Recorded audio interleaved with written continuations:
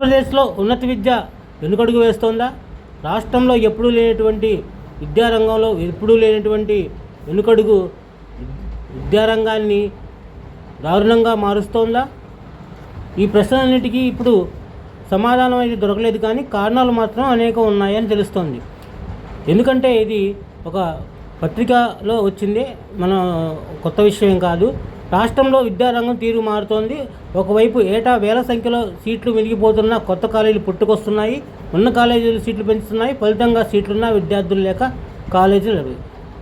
ఇప్పుడు డిగ్రీ కాలేజీల పరిస్థితి మరింత దమనీయంగా మారింది. ఇంజనీరింగ్, పాలిటెక్నిక్ కాలేజీలు కూడా అదే దారి పడుతున్నాయని రాసుకొచ్చింది. అలాగే సీట్లు పుల్లు, అడ్మిషన్ డల్ అనేటటువంటి క్యాప్షన్తో ఈరోజు ఒక వార్త వచ్చింది.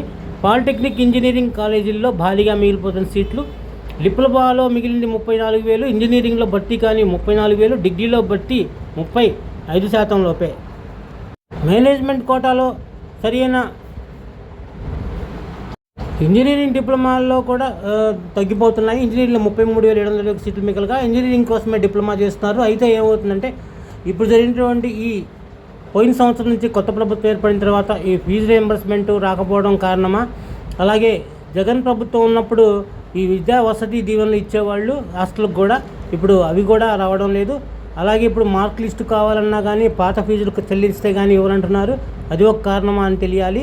అట్లాగే ఈ దాదాపు 4 నుంచి 5 క్వార్టర్స్ దాకా ఈ ఫీజు రియంబర్స్మెంట్ పెండింగ్లో ఉన్నాయి.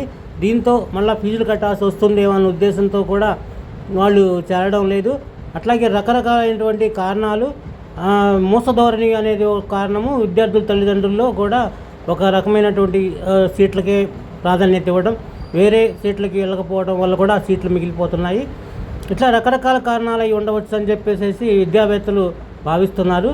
దీనిపై సరైన విచారణ చేసి ఎందుకు ఇట్లా తగ్గుతున్నాయనేది తెలుసుకొని తగిన విధంగా భర్తీ చేసి ఆ ఫీజు రీయింబర్స్మెంట్ కూడా పూర్తి చేయాలి. రీయింబర్స్మెంట్ బకాయిలు కూడా వెంటనే విడుదల చేయాలని కోరుతున్నారు. లేకుండా ఫీజు రీయింబర్స్మెంట్ కనుక ఇచ్చినట్లయితే ఇది తగ్గే అవకాశం ఉంది.